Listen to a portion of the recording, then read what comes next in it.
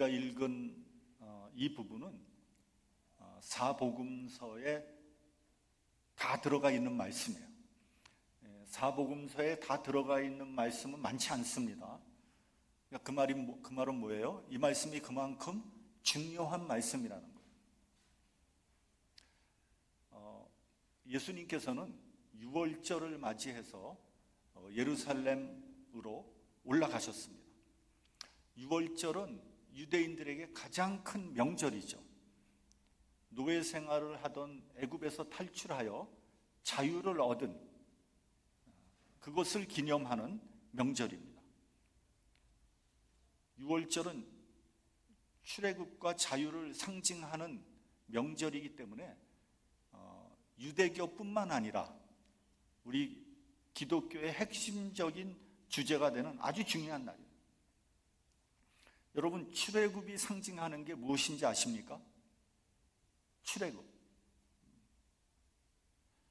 죄로부터의 자유, 죽음으로부터의 해방입니다. 출애굽이 뭐냐? 그러면 죄로부터의 자유, 죽음으로부터의 해방입니다. 그래서 신약 성경의 가장 중요한 주제가 되는 십자가와 부활도 바로 이 유월절을 전후해서 일어난 사건이라는 걸 알아야 합니다. 그러니까 한마디로 유월절은 성경 전체의 중심이 되는 절기다, 이렇게 보면 됩니다. 예수님과 동시대에 살았던 요세푸스라는 아주 유명한 역사학자는 유월절을 맞이해서 제물로 쓰인 소와 양의 숫자가 약 18만 마리에서 25만 마리 정도 됐다고 합니다.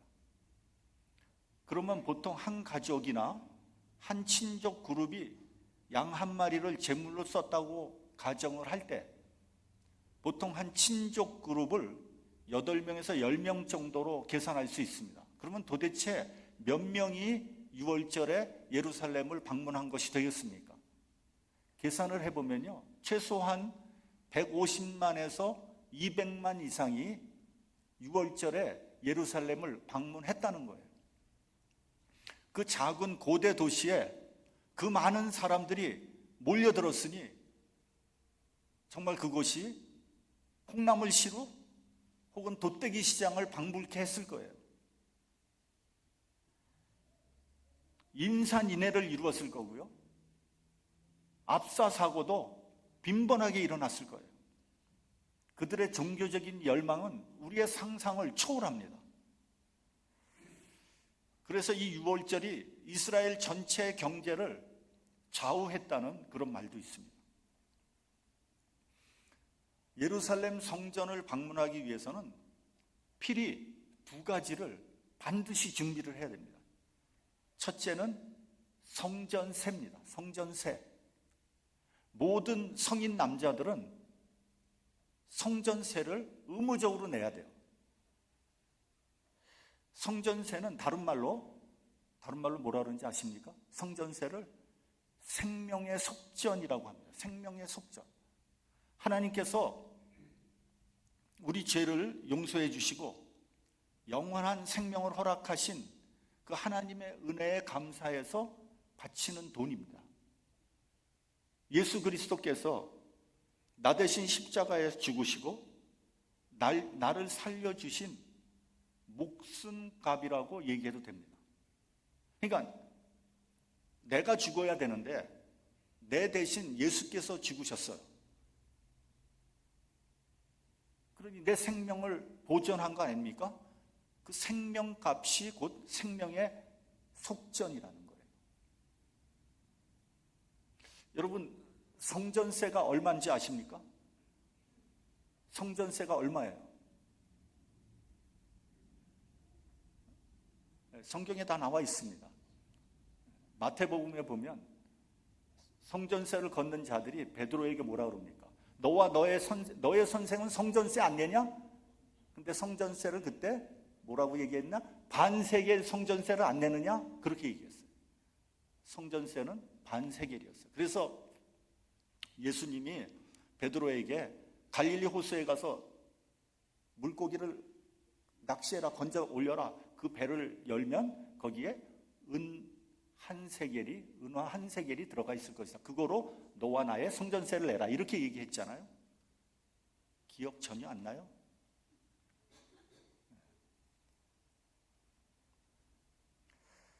그런데요, 이 성전세로 바치는 세겔은 오직 성전에만 쓸 수 있는 돈이었어요. 왜냐하면 그 당시 통용하던 로마 돈은 뭐가 새겨져 있어요? 로마 돈 위에 로마 황제의 흉상이 새겨져 있었던 거예요. 하나님의 성전에 성전세를 내는데 로마 황제의 흉상이 새겨져 있는 우상은 낼 수는 없는 거잖아요. 그거는 성전 모독에 해당되는 거 아니겠습니까? 그래서 로마 돈은 성전에서 쓰는 그 성전 세겔로 반드시 바꿔야 되는데, 그러기 위해서는 환전을 해야 되겠죠. 누가 필요하겠어요? 환전상이 필요한 거죠. 그럼 환전을 그냥 해주겠습니까? 수수료를 받겠죠. 그러니까 이 환전상들은 아주 비싼 수수료를 받아서 그 이익을 자기네들도 먹고 그거의 일부를 제사장에게 상납하는 그러한 구조로 돼 있었던 거죠. 둘째로 필요한 것은 재물이었습니다. 재물을 바쳐야 할 거 아닙니까? 재물은 주로 양으로 썼는데, 양은 보통 그 양 새끼들을 많이 낳잖아요. 그 중에서 가장 실한 것, 흠없고 점없는 새끼를 선택을 합니다. 그래서 그걸 1년 동안 잘 길러서 그것을 가지고 성전에 갖고 가서 제사장에게 바치고 그것으로 제물로 삼게 되는 거죠. 그런데 예루살렘 성전을 방문하는 대부분의 유대인들은 어디서 왔어요? 멀리서 왔단 말이죠. 예루살렘 근처에서 온 유대인들이 아니란 말이죠. 대부분 다 멀리서 온 거예요. 그러니까 그 사람들은 강 건너 산 건너 걸어서 배 타고 몇 날 며칠 걸려서 혹은 몇 주일 몇 달 걸려서 예루살렘에 온 거예요. 그러면 어떻게 되겠어요? 설사 튼튼한 양, 흠없고 점없는 양을 골라서 데리고 온다고 할지라도 그렇게 오는 동안 양이 어떻게 되겠어요? 병들거나 다치지 않겠습니까? 그러면 제물로 자격이 안 되는 거예요. 불합격이 되는 거예요. 설사 좋은 양을, 점없고 흠없는 양을 가져온다고 할지라도 제사장들이 그걸 검사해요. 그 검사를 통과해야 되는데 뭐 이런저런 이유를 들어서 불합격을 시키는 거예요. 그래서 피치 못하게 성전에서 파는 양을 살 수밖에 없게 되는 거예요. 그러면 여러분, 양을 사려는 사람은 많고 양이 부족하면 양값이 어떻게 되겠어요? 폭등할 거 아닙니까? 여기에서 그 장사꾼들이 어마어마한 폭리를 취하게 된 거예요. 본문 15절이 바로 그 말씀입니다. 예수님은 양과 소를 성전에서 다 내어 쫓으시고 돈 바꾸는 사람의 돈을 쏟으시고 상을 엎어버렸어요. 여러분, 이것은 대단히 위험한 행동이에요. 이거는 사실 제사장의 권위에 대해서 정면으로 도전하는 그런 위험한 행동이었어요. 왜냐하면 그들을 장사할 수 있도록 허락해 준 사람이 누구예요? 제사장들이기 때문입니다. 거기서 나오는 이익을 장사꾼들과 제사장이 나눠 먹는, 그래서 그들은 서로 공생관계를 이루고 있었죠. 그래서 예수님의 행위가 잘못된 것이 없었기 때문에 그 앞에서 당장 뭐라고 얘기할 수는 없지만 이는 노골적으로 이들의 밥그릇을 걷어차는 그런 행위이기 때문에 앉아서 가만히 당할 수는 없었습니다. 어떤 방법을 써서라도 이 예수님의 도발적인 행위를 막아야 했습니다. 여러분, 막강한 기득권을 가지고 있었던 제사장의 권위를 땅에 떨어뜨린 예수님에게 어떤 일이 일어났겠습니까? 저는 이때부터 그들이 예수님을 본격적으로 죽이려고 하지 않았나? 이렇게 생각을 합니다. 하기야 누군들 자기의 밥그릇을 걷어차는 사람을 가만히 두고 보지는 않겠죠. 우리 본문 16절을 같이 봉독을 하겠습니다. 본문 16절. 자, 시작. 비둘기 파는 사람들에게 이르시되 이것을 여기서 가져가라. 내 아버지 집으로 장사하는 집을 만들지 말라 하시니, 내 아버지 집으로 장사하는 집을 만들지 말라, 이렇게 예수님께서는 크게 소리 질렀어요. 뭐 본문에는 소리 질렀다고 안 나왔지만 소리 질렀겠죠. 그렇죠? 마태복음 21장을 보면 이사야서와 예레미야서를 인용해서 내 집은 기도하는 집이라 일컬음을 받으리라 하겠거늘 너희는 강도의 구려를 만드는 도다 라고 야단을 쳤습니다. 강도의 구려, 이거 엄청나게 센 발언이죠. 강도의 구려이라는데 또 그거 듣고 가만히 있을 사람이 어디 있겠습니까? 아무튼 본문에서는 아버지의 집을 장사하는 집으로 만들지 말라고 했습니다. 우리는 이 부분에서 고민하게 됩니다. 교회에서 여성교회를 중심으로 바자를 합니다. 바자의 목적은 다양하죠.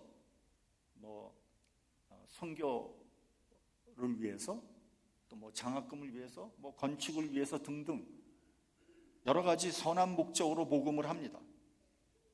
열심히 있는 회장은 여러 가지 아이템을 만들어서 더 적극적으로 팝니다. 그러면 또 여기저기서 은근히 불만이 터져나와요. 맛이 있느니 없느니, 비싸니 싸니. 근데 여러분, 그런 얘기는요, 듣지 마세요. 그거는 그냥 돈 쓰고 싶지 않다는 거예요. 한마디로. 근데 무엇보다도 신경이 쓰이는 것은 뭐냐면 왜 교회에서 장사를 하느냐 하는 겁니다. 그러면서 본문의 말씀을 인용합니다. 아버지의 집을 장사하는 집으로 만들지 말라고 하지 않았느냐? 저는 목사로서 조금 고민이 됩니다. 교회를 위한 좋은 목적으로 기금을 마련하기 위해서 바자를 하는데 어디까지 해야 되느냐 하는 겁니다. 어디까지 해야 되느냐, 이 바자를. 저는 3가지 원칙이 있다고 생각을 합니다. 첫째는 선한 사역을 위한 목적이 변질돼서는 안 된다. 어느 특정인이 이익을 본다거나 또 이익을 위한 바자를 해서는 안 된다. 이익 자체가 목적이 되어서는 안 된다는 거예요. 그것은 그야말로 장사를 하는 거죠. 둘째는 바자가 예배나 정규 교회 프로그램을 방해해서는 안 된다 하는 겁니다. 저희 교회에서 있었던 일입니다. 우리 교회에서요, 한번 그라지 세일을 한 적이 있어요. 딱 한 번 했어요. 교인들이 협조를 해서 많은 물건들이 들어왔어요. 특별히 세탁소를 하시는 분이 남은 옷들을 모조리 다 산더미처럼 갖고 와가지고 그거를 정리하는데, 금요일날 그걸 정리하는데 하루 종일 걸렸어요. 그리고 토요일날 바자를 시작했어요. 열심히 팔고 하다가 한 오후 5시경에 바자를 끝냈습니다. 그래서 하나둘 이제 갔습니다. 그런데 문제는 뭐냐면 여기 그 널려져 있는 그 많은 물건들을 누군가가 정리를 해야 되잖아요. 다음 날이 주일날인데 그냥 저렇게 어지러진 채로 친교실에 그냥 내버려 두고 갈 수는 없는 거 아닙니까? 근데 보니까 사람들이 거의 다 갔어. 대부분 다 갔어. 그걸 정리할 사람이 없는 거예요. 그래서 저와 제 처와 한두 사람인가 더 갈라 그런 거 붙잡아가지고 정리를 시작해서 토요일날 밤 늦게까지 정리를 끝냈습니다. 청소하고 말이죠. 그러니까 그 다음날 주일날 현저하게 방해가 되는 거죠. 그래서 그라지 세일은 하면 안 되겠구나, 그렇게 결정을 했습니다. 셋째는 교인들의 참여와 협조가 없으면 하지 않는 것이 낫습니다. 목적이 선해도 교회의 덕이 되지 않아요. 역시 우리 교회에서 골프 대회를 몇 번 연 적이 있었습니다. 근데 그 당시에 우리 교회에서 골프를 치는 사람이 많지 않았기 때문에 대부분이 다 외부에서 손님을 초청해서 골프대회를 열었죠. 뭐 그 목적은 외부에서 오는 분들한테 또 도네이션을 받으려는 목적도 거기에 있었습니다. 처음에는 골프를 치지 않는 사람들도 협조를 했어요. 근데 몇 해 지나다가 보니까 노골적으로 왜 우리 교회에서 이런 행사를 해야 되느냐 불만이 터져 나오기 시작했습니다. 그래서 저는 이제 그만할 때가 되었구나 하고 골프대회를 중지했습니다. 그런 와중에 외국계 은행에서 약 10만 불 상당의 부동산을 도네이션하는 놀랄만한 일이 일어났습니다. 그 돈으로 교육관을 짓는 기본 자금을 마련하게 된 거죠. 그러므로 선한 목적과 합당한 과정이 있다면 이익이 발생하는 교회 사역을 장사라고 얘기할 수는 없습니다. 저는 또 이러한 사역을 하면서 느낀 점이 있었습니다. 교회는 뭔가 지속적으로 움직여야 한다는 거예요. 아무 일도 하지 않으면 아무 일도 일어나지 않습니다. 그러면 교회의 활기는 현저하게 떨어지게 되는 거죠. 교회가 기업화되었다는 비판을 받고 있습니다. 교회를 부흥시키는 방법으로 세상적인 경영 기법이 사용되기도 하고요. 서로 무한 경쟁을 하기도 하고요. 수단과 방법을 가리지 않고 사람들을 끌어모으기도 합니다. LA에서는 어떤 대형 교회가 큰 건물을 짓고 이사를 했습니다. 그랬더니 그 주변에 있는 그 동네 그 주변에 있는 한 10개 되는 중소교회들이 다 문을 닫았다는 거예요. 왜냐하면 그 대교회로 다 흡수돼 버린 거죠. 그러니까 마치 이 세상에서 대기업이 중소기업을 합병하는 것과 무슨 차이가 있습니까? 교회가 교인 쟁탈전을 하는 작태는 사라져야 마땅합니다. 어떤 교회는요, 교회의 사람 숫자를 자랑하고요. 어떤 교회는 뭐 예산이 몇백만 불이 된다고 자랑하고요. 어떤 교회는 크고 잘 지은 시설을 자랑하기도 합니다. 실제로 그런 교회에 사람들이 몰려듭니다. 교육시설이 잘 되어 있는 교회에 젊은 부모들이 몰려들고요. 아이들이 몰려듭니다. 그런 교회를 다니는 사람들은 자기네 교회를 인류교회라고 자랑을 합니다. 근데 여러분, 내가 인류교인이 돼야지 큰 교회 다닌다고 인류교인이 되는 겁니까? 큰 교회에서 혜택이나 받는 사람이 어떻게 인류교인이 될 수 있겠습니까? 어리석은 생각이죠. 교회에서 복음이 선포되고 그 복음으로 구원을 얻고 생명으로 충만해지고 삶이 변화되는 것이 교회의 본질인데 왜 이렇게 교회가 세속화됐나 생각해보면 슬프기도 합니다. 근데 저는요, 솔직히 이러한 현상이 두렵기까지 합니다. 예수님께서는 예레미야서를 인용하셔서 너희들이 성전을 강도의 구렬로 만들었다고 질타했습니다. 여러분, 이 말씀이 무슨 말입니까? 그러니까 과거에도 이런 일들이 여러 번 있었다는 것을 반증하는 거 아닙니까? 그러니까 예레미야 시대에도 이런 일이 있었다는 거 아닙니까? 그렇죠? 성전을 강도의 구렬로 만들었다는 거예요. 예레미야 7장 8절 이하를 보면 이렇게 말씀하고 있습니다. 너희가 무익한 거짓말을 의뢰하는도다.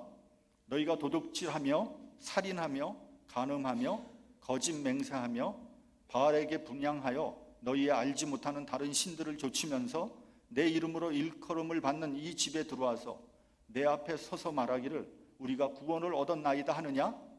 이는 이 모든 가증한 일을 행하려 함이로다. 이 집이 너희 눈에는 도적의 구렬로 보이느냐?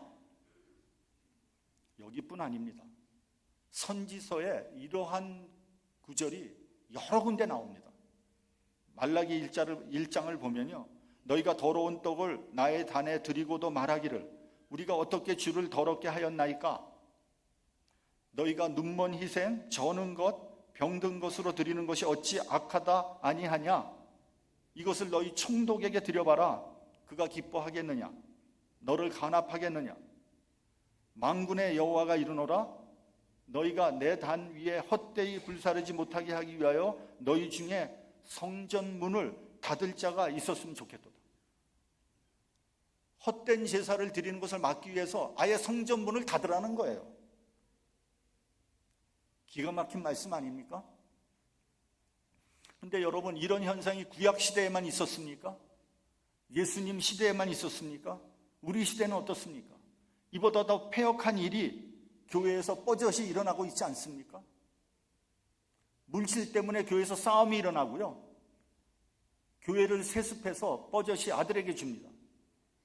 여기가 뭐 북한의 김일성 집단도 아니고 말이죠.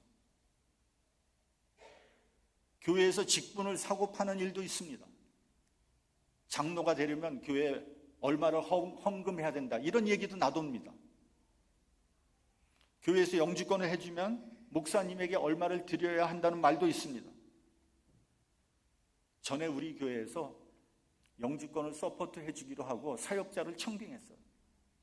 그랬더니 한 젊은 집사가 저에게 와서 말하기를, 목사님 돈 받으셨어요? 어떻게 담임 목사한테 그런 말을 할 수 있습니까? 제가 그때 월급도 제대로 받지 못할 텐데. 그러니까 이 사람이 담임 목사를 이 정도로 보고 있구나. 누구를 블레임 하겠습니까? 내 자신을 탓해야죠. 한국에서는 교회를 사고 파는 일도 있다고 합니다. 이 정도 되면 갈 때까지 간 거 아닙니까? 교회가 강도의 구렬이 돼버린 거예요. 아버지의 집을 장사하는 집으로 만들지 말라고 하니까 유대인들이 예수님께 질문을 합니다. 내가 이런 일을 행하니 무슨 표적을 우리에게 보이겠느냐? 본문 19절 같이 봉독하겠습니다. 본문 19절. 자, 시작. 예수께서 대답하여 이르시되 너희가 이 성전을 헐라 내가 사흘 동안에 일으키리라. 이 말을 듣고 유대인들이 경악을 했어요. 아니, 성전을 헐면 네가 사흘 동안 일으키겠다고? 그러니까 여태까지 예수님의 행동을 보고 속으로 참 너무 잘한다, 속이 다 시원하다, 저 사람은 정말 하나님께서 보내신 사람이다 라고 얘기했던 사람조차도 자기 귀를 의심했어요. 아니, 이 거룩한 성전을 헐라고? 이게 말이 되는 소리인가? 본문 20절에 유대인이 이렇게 말합니다. 이 성전은 46년 동안 지었거늘 내가 3일 동안 일으킨다고 하느냐? 이거는 성전 모독죄에 해당되는 아주 중대한 발언이에요. 그래서 나중에 산헤드린 공의회에서 예수님이 재판받으실 때 이 발언이 문제가 되지 않습니까? 구약시대에 예루살렘 성전은 하나님께서 임재하는 거룩한 곳이었어요. 지성소에 있는 법궤는 하나님을 상징하는 것이었어요. 지성소에는 1년에 한 번 대제사장이 지성소에 들어가서 온 백성의 죄를 속죄받는 거룩한 곳이었어요. 따라서 성전은 유대인에게 있어서 곧 하나님이에요. 그런데 성전을 헐라니 도저히 받아들일 수 없는 말이죠. 본문 21절을 보면요, 예수는 성전된 자기 육체를 가리켜 말씀하신 것이라고 했어요. 성전이 곧 예수 그리스도의 육체라는 거예요. 그래서 예수님께서 십자가에 돌아가실 때 성전의 지성소와 성소를 가리는 휘장이 위에서부터 아래까지 둘로 쫙 찢어졌다는 거 아닙니까? 이 말씀은 예수 그리스도로 말미암아 하나님께 나아갈 수 있는 길이 열렸다는 것을 의미하는 거예요. 구약시대에는 하나님께 나가기 위해서 반드시 제사장의 중재가 필요했습니다. 그러나 이제는 누구나 다 하나님 앞에 나갈 수 있게 된 거예요. 왜냐하면 예수님께서 십자가에서 자신의 몸을 찢고 피를 흘려주셨기 때문에, 예수께서 친히 제물이 되어서 피를 흘리시고 살을 찢으셨기 때문에, 과거에는 하나님께 제사를 드리려면 양을 죽이고 피를 흘려서 하나님께 제사를 드리는데, 이제는 예수께서 친히 제물이 되셨기 때문에 예수를 나의 주로 고백하는 사람이라면 누구든지 하나님 앞에 직접 나갈 수 있는 자격을 얻게 된 거예요. 그래서 지금 우리는 하나님 앞에 직접 하나님께 찬양하고 기도드리고 예배를 드릴 수 있게 된 거예요. 교회는요, 헬라어로 에클레시아라고 합니다. 이 에클레시아란 단어의 뜻은 부르심을 받은 성도들의 모임이란 뜻이에요. 그렇기 때문에 여러분 잘 들으세요. 성도들의 모임이 교회예요. 건물이 교회가 아니에요. 이렇게 잘 지은 예배당은, 이 교회는 예배당이라고 그러는 거예요. 예배당이 뭐예요? 예배 드리는 곳이에요. 성전이 아니에요. 교회는 구약시대의 성전이 아니에요. 교회는 예배를 드리는 거룩한 장소이기 때문에 성전이라고 부를 수 있을지는 모르겠지만 구약시대와 같은 하나님께서 계시는 성전이 아니에요. 여러분, 우리들이 다 예배 끝나고 나가면 이 성전에 하나님께서 혼자 계시는 겁니까? 그런 거 아니잖아요.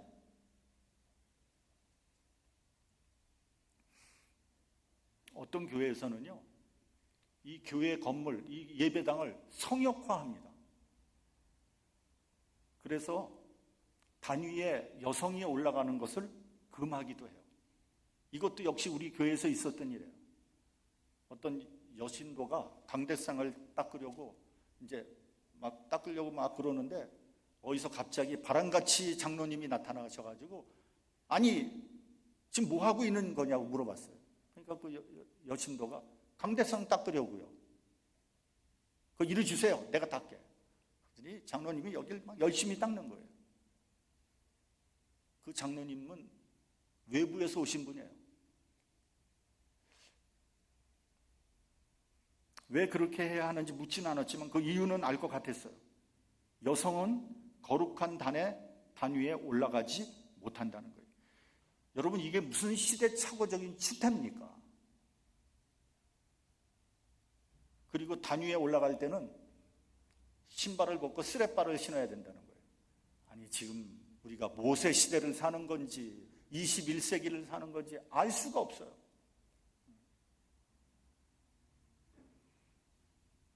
여러분, 이 단 위는 하나님이 계시는 곳이 아니에요. 하나님은 어디 계세요? 우리 성도들의 모임 안에 계신 거예요. 그리고 내 영 안에 계신 거예요. 내 심령 안에 계신 거지 여기가 하나님 계신 데가 아니에요. 그래서 여기 신발 벗고 올라오고 말이죠. 여기 닦는 데는 여자는 못 올라오고 도대체 어디서 배운 건지 그게 어느 교회에서 그렇게 가르쳤는지 도대체 알 수가 없어요. 예수님은 영으로 성도들의 모임과 함께 하시고 우리의 심령에 임재하는 거예요. 그래서 그것을 임마누엘 하나님이라고 얘기하는 거예요. 그래서 고린도전서 3장 16절 17절을 보면 너희가 하나님의 성전인 것과 하나님의 성령이 너희 안에 거하시는 것을 알지 못하느뇨. 누구든지 하나님의 성전을 더럽히면 하나님이 그 사람을 멸하시리라. 하나님의 성전은 거룩하니 너희도 그러하니라. 여러분, 그렇기 때문에 이 예배당을 거룩하게 하는 것보다 더 중요한 건 뭐냐? 내 심령을 거룩하게 해야죠. 그래야지 성령께서 우리의 심령을 성전 삼으실 수 있을 거 아닙니까? 예배당은 깨끗하게 관리하면서 내 심령은 온갖 더럽고 추잡한 것으로 가득하다면, 그래서 미움과 질투와 시기와 이런 거로 가득하다면 이게 어떻게 되는 겁니까 도대체? 그럼 우리의 심령을 더럽게 하는 거 아니에요? 하나님의 성전을 더럽게 하는 거 아니에요? 그것은 하나님께서 그 사람을 멸한다 그랬어요. 주객이 잘못된 거죠. 예수님께서는 본문에서 성전을 헐라고 하셨어요. 여러분, 이게 무슨 뜻입니까? 성전을 헐라는 것은 잘못된 교회의 개념을 버리라는 거예요. 세속적인 가치가 통용되는 교회, 물질이 지배하는 교회, 교회의 직분이 계급처럼 여겨지는 교회, 세상적인 권위가 작용하는 교회, 물량으로 평가되는 교회는 헐어버려야 돼요. 그건 잘못된 거예요. 그런 교회는 세상 임금이 지배하는 교회입니다. 그런 관점에서 볼 때 예수님은 철저히 실패한 사람이에요. 왜냐하면 예수님 큰 교회 가지고 있지 않았잖아요. 예수님 무슨 물질이 많았습니까? 세상적인 계급이 있었습니까? 세상적인 권위가 통용됐습니까? 아무것도 없잖아요, 예수님한테는. 그 대신 교회의 본질을 회복하라는 거예요. 서로 섬겨야 합니다. 다른 사람을 위해서 손해보고 희생하는 교회, 서로 사랑하는 교회, 기쁨과 평안이 넘치는 교회를 회복해야 돼요. 예수님의 이름으로 구원을 받고 생명의 복음이 선포되는 교회로 회복되어야 됩니다. 왜냐하면 우리 한 사람 한 사람이 다 하나님의 거룩한 성전이기 때문입니다. 하나님이 우리와 함께 하십니다. 나와 함께 하십니다. 하나님의 성전답게 살아가는 우리 모두가 되시기를 주님의 이름으로 축원합니다. 기도하겠습니다.